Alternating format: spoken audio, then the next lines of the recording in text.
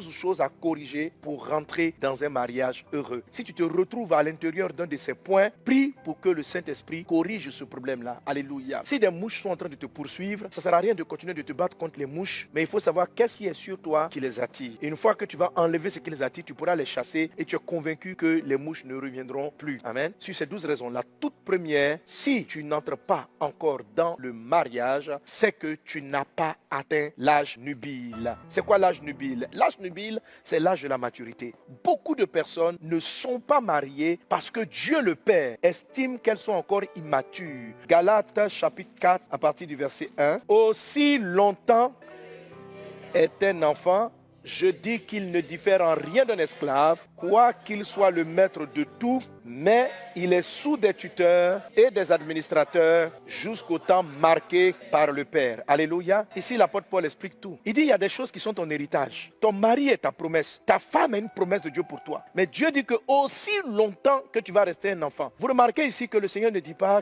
quand tu vas atteindre l'âge adulte. Si tu restes enfant 40 ans, Dieu va attendre 40 ans pour te donner ce qui est à toi. Vous n'êtes pas encore marié parce que vous n'avez pas encore fait disparaître ce qui est de l'enfant. Tu as 30 ans, mais tu parles comme une petite fille, tu raisonnes comme une petite fille. Quelqu'un est enfant parce qu'il attend tout des autres pour vivre. Tu es une femme, tu peux travailler. Tu es un homme, tu peux te prendre en charge. Pourquoi tu raisonnes en disant non, si c'est lui, il doit venir me prendre en charge? Pourquoi il doit te prendre en charge? Ce sont des enfants qui sont pris en charge. Dieu n'a pas encore marqué le temps pour te donner ton héritage parce que tout simplement il estime que tu raisonnes en mode dépendance et non en mode autonomie. Donc si en ce moment je parle, je te dis qu'est-ce que tu attends de ton mari et puis tu raisonnes comme ça, je cherche un homme qui saura prendre soin de moi, qui saura m'aimer, qui saura me respecter. Ma fille, tu es une enfant.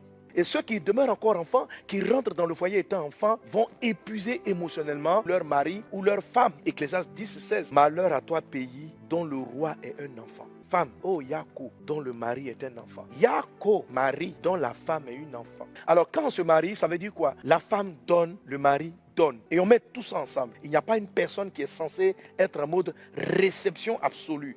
Donc tout raisonnement du genre, je cherche une femme qui va me comprendre, qui saura me respecter. Mais toi tu ne peux pas la respecter. Pourquoi tu dis je ne cherche pas une femme que je vais pouvoir honorer, que je vais pouvoir respecter? Je cherche un homme que je vais pouvoir rendre heureux. Je cherche un homme que je vais pouvoir améliorer. Alors quand tu commences à parler comme une femme, Dieu dit que tu as passé l'âge nubile. Quand votre amour ne passe pas en mode don, mais il est toujours en mode réception, le ciel n'est pas prêt à vous marier.